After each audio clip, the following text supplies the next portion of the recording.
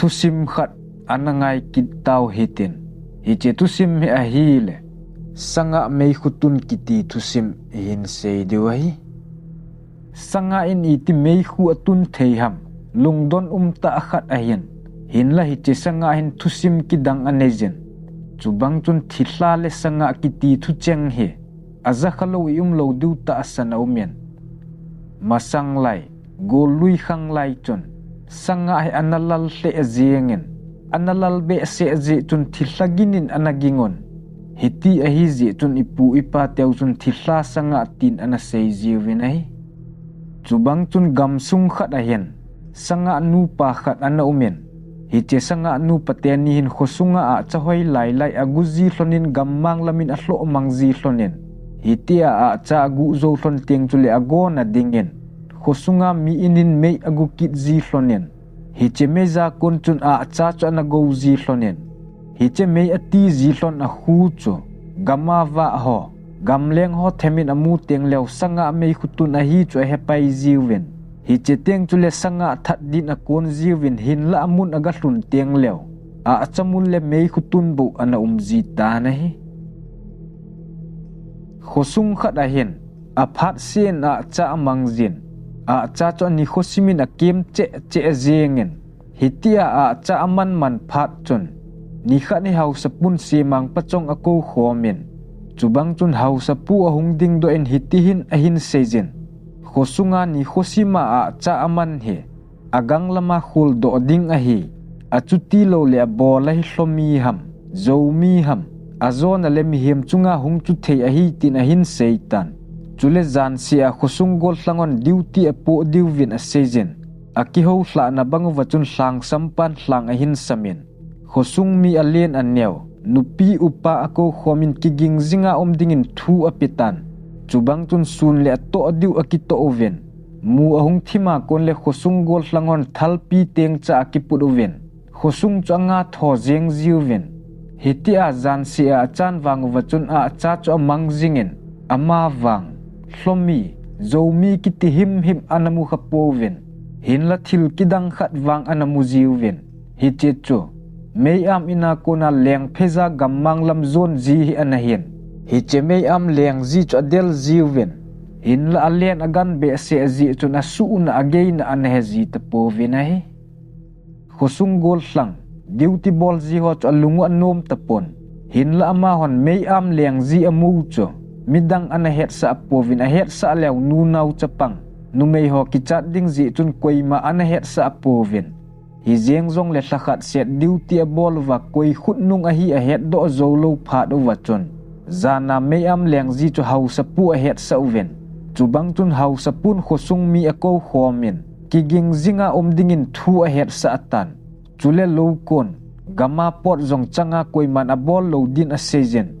hitia thu ahung phat chun khosung mi pi te chu kichat tizat nan adimon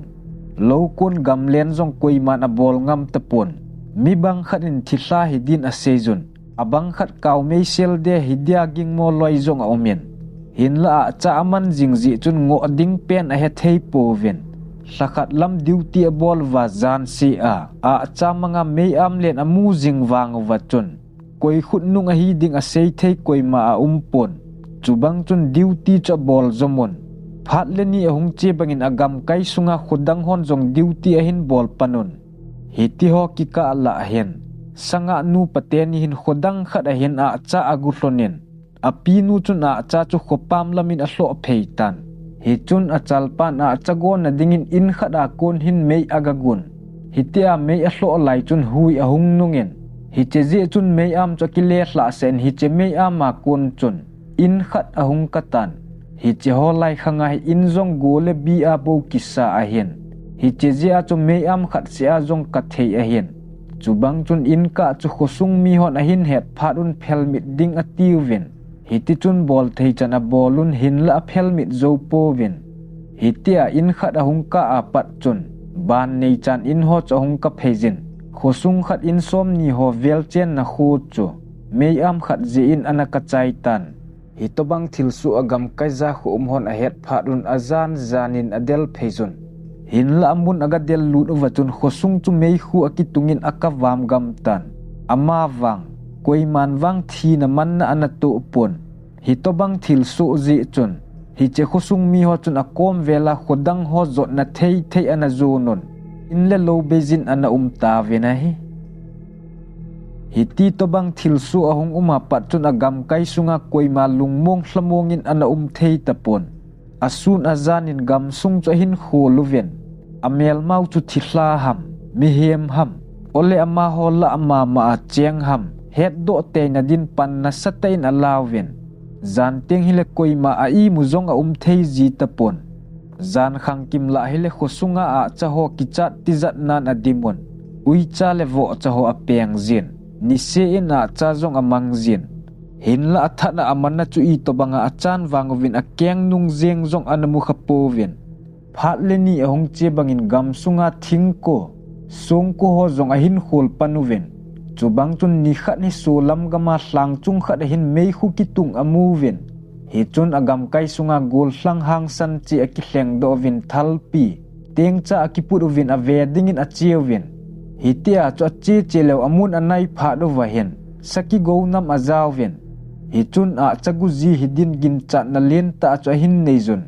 chubang chun thila hi hen hlomi hi hen mi hem hi zong le tha zeng ding tina kim velovin hi ti chun amun cho ga hlung ta ven hin la koi ma ana pon ama wang a chamul le akigo na ho akinemo agu ho he ana umen hi che phat chun mi hem khut nung hidin aging mo vin kigin mo to na cho hung tan chubang chun khosung lamin akilevin a khochi wa hausa komin thu cho hlut ta ven hiti chun agam kai sunga hausa se sian ki ho na khat nei din pha ana sawen chubang chun ajing ni kho chun ki ho na cho hin bolun hi chia ki ho na thupi cho a khosung che wa koi ham to banga ki chem chu khol do ading koi hi zong le hi to banga khan se mi pa chun ni hlum ka hung ki pe do ading a hi lo le ki phong lo wa ki mat kha le got na sang pen pi ding ti hi a hitan a ki ho hla na bangun a khosung che win thu ki pe cho ni dun ni hlum ka nge za khul do din a hin bolun chubang chun ni zong a hlum kit tan koi ma het do de pon hi che phat hin to gun chom khat anei ki dun hi che chu khosung mi pi zo si ama khochi a gi khom ding zan ka apot do awa le dan ni lo le ama chu khan sit bol pa chu hiding a hitan akilol na bangun ama khuchen in pi puinin a umon hiti chun zan khowa in koima apot a pon chubang chun jing kho zong ahungwa kitan jing kho ahungwa phat chun nidanga sangin a cha cho na hlom hle jeng tan chule agam kai sunga khozo sin a cha ana mangin hi chun sulam gama hlang chunga mei khu kitun na lam cha delun hin la amun aga hlunu wa chun ima ana pon hlang chunga kon chun hlum lam gama mei khu kitung amu ki don hi che phat chun ki chol lovin hlum lama mei khu kitung cha delun amun aga hlun phat over hen sanga nu patenin a cha na ki go hlona nom ta anane hlon chamu ven hi chun thal pi teng cha mangchan tha ding ati ven sanga tenin zong mi hem ahunge ti he hlon phadin azam hlonen agan be se hlon ji chun athat man po ven chule mi hem tam te na wang wa amat man lovo atha man lovo a hi ji chun thila son tabangin agelun hi che ji a chu tu ni chana hi thila le sanga hi ki sei kop ji a hian chubang chun hi chen ni khu a ki pat chun hi to bang thil su ho chu sanga ki chem na hi chu ki chen selin a heta ven hi chun khosung kim velin sanga mat na dingin thang ana kamun chule khosunga chang talovin khopam khoning koi hon ana chang jiwin hin la hi tia abol wang wa chun aman do thei di povin hi to banga khosung zo si abol pha do wa chun sanga nu pateni zong ahung eng si hlon tan hi ti chun mi ho mu lovin khosungin alut ji hlonin mei am aguji hlonin hi che mei ama kon chun khosunga in ho ahin halpan hlon tan hi to banga ahin bol hlon phat chun thi na to zong ahung tan khoneu ho wang chu het man lovin sanga chun mei khu anatung ji ta na hi a chahile vo chahile khosunga ho chu anop nop adu du hlon chu amani a hi jeng tan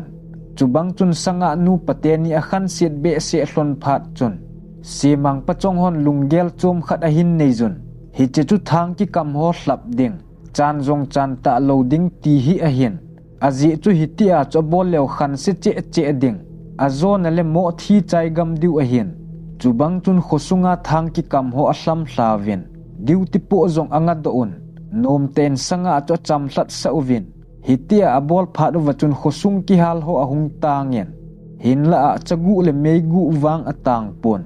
hitia mei agu uzi chun khopamin mei ati pi ziwin azi chu ina kona mei agu le in them a hal kha azia akhu chai do lo zi ana hen chubang chun phat le ni kum le hla hung che bang hen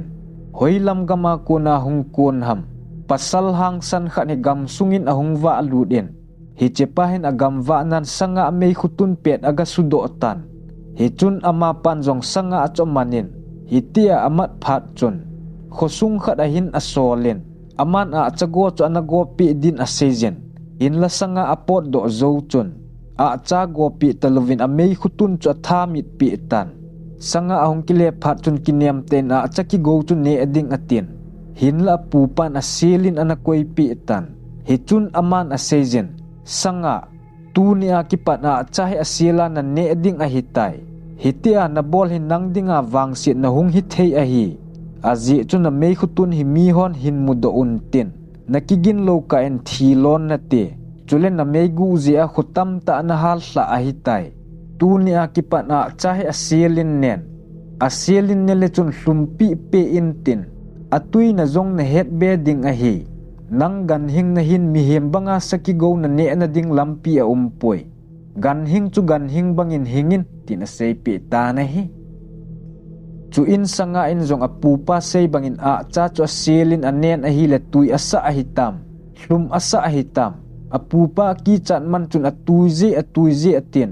chu bang chun hi chen ni kho a ki pat chun sanga in a chai a silin bo anane ji ta na hi thusim a ki chai tai